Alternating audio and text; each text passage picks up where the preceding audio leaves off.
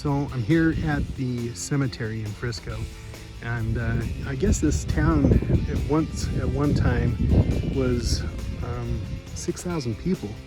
It was known as one of the most lawless towns in Utah for a long time. It started in the 1880s. The mine right up there that we're kind of looking at was the big mine. I can't remember the name of it right now. I'll find it and put it on here. But anyway, it collapsed, and pretty much that's when the town finished up. It was in 1911, I think it was. But it's really interesting to me that as the town is come and gone, all they leave with them is the remnants of their dead. And this cemetery is about all that's left, and you can see that it's even hard to kind of make out where everything once was, but there's a few gravestones. This one's got some boots, trinkets, but up here a little further there's some that have gates around them a little better. Here's a nice headstone over here. Let's go see what it says. This is the grave of Charles K. Odell, born in Poughkeepsie, I can't even say it, Poughkeepsie, New York, October 19th, 1841, and died here in Frisco, November 21st of 1898.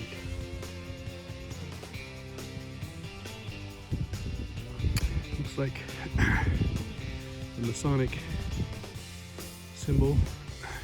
For those of you that know, the Masons were a strong organization back in the day, and that's one of their symbols, the handshake. But it could be something else, I don't know. I just that's a little bit I know. I don't really know a lot, but anyway, here's Henry J., which is the son of James and Maddie Barrett.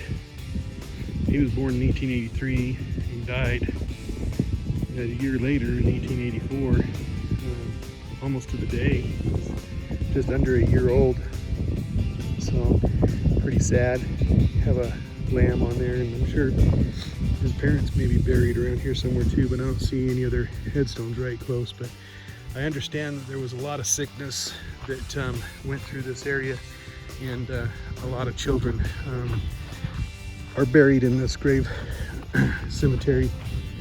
We come over here, there's a couple more over here. I'll just show you a few more and kind of give you an idea of what is here. It's really interesting. You can see up there, there's some old houses up on the hill. Not much is left of a town of 6,000 people. So we have Leroy's, son of H.B. and A. Sackett, born 1905, died December 1906. So that one was only 7 months old, June to December. Well, I guess, no, he would have been a year and a half old. So, and then Hugh J., son of Sackett's again, H.B. and Annie Sackett, born in Frisco on the 29th of June, 1901. So 4 years earlier than Leroy's, and he died July, it's hard to read, 5 months old, 2 days, is what it says. So, yeah, pretty sad. So, hard being in those days when you just didn't have medicines and stuff. You had to. Here's Earl Griffith. Some family members, looks like they put a newer stone in here, 1895 to 1898. So, approximately 3 years old. This is McCauley, Ernest W., son of A.D. and L. McCauley, born August 27th, 1901, died August 29th, 1904. So You can see it's just hard on these children to be here. Understand that this town, again, was very lawless, but it also had no fresh water, so they had to ship everything in from Milford, which is about 15 miles away from here. This one here was a 39-year-old. Memory of Hans Roth, died August 27th, 1905, aged 39 years, 2 months, and 15 days. It's interesting that they choose to put the exact age that he lived. Yeah, this one here is Carrie Emma, the daughter of Mary Thompson. It's got a metal, an old wrought iron cage around it. Keep it safe. It'll be here for a little bit longer than some of these others that had the wooden ones that have just decayed, as you can see. This is Myrtle Norvald, born in 1899 and died February 1900. So unfortunately this child was only a couple months old when she died.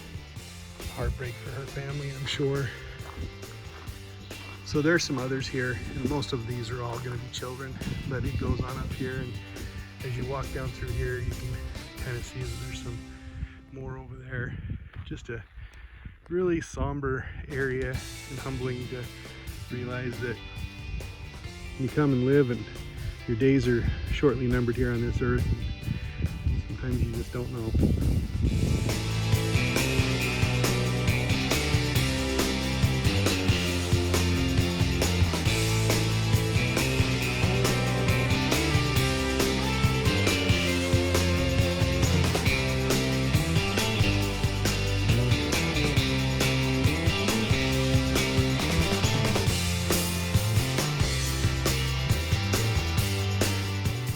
I'm inside a little house here in Frisco, and I'm wondering if this might have been a jail or something.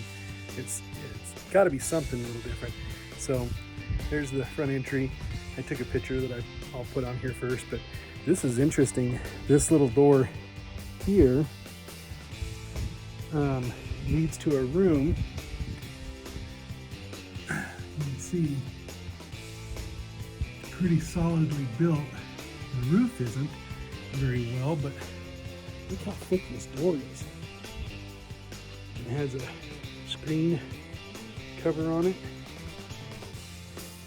I'm interested on what this building would be, because it's like 2 rooms, and that door is serious, like maybe an ice house, or if it was a jail or something, because that's a serious door. Okay, so I've come up on top now. I don't know if you can see, but it was all underground. There's a stovepipe coming out of there. So I don't know. It was a serious house. It could have been used for a nice house, because it would have been all underground except for that top portion of it. But anyway, you can also see this filled with rock. It looked like this was laid here later. A lot of ore in that rock still. This is the main road going back up to the mine. You can still see the old boards that were used for the rail carts, and then the old road. But oh, this is gunky stuff underneath those rail placements there. But really cool to be able to come up here and see what's left of all this. There's another shack right there. And that building that you see off there in the distance, that one is kind of the top of the mine shaft's right there. You can see it right there. So we'll walk over there.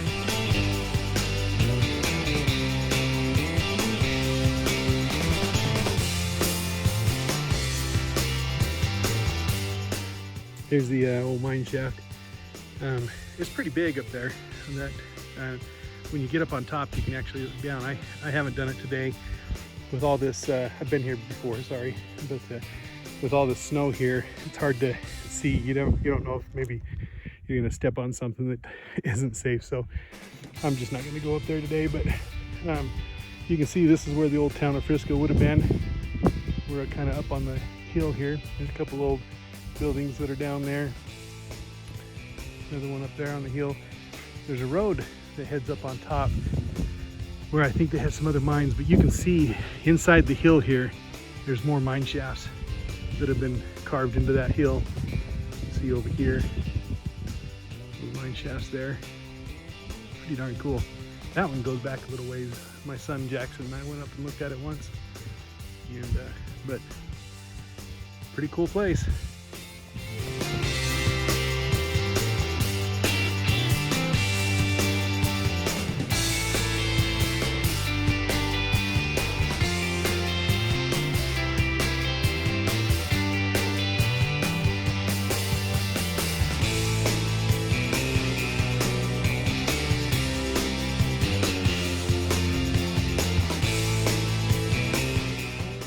These are the kilns in Frisco.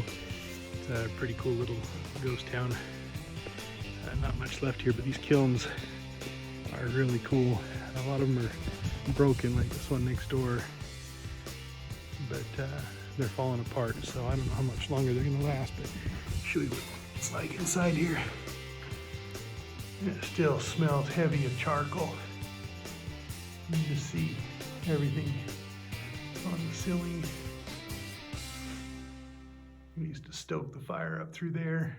Let it breathe down through the hole I just came through. Pretty cool.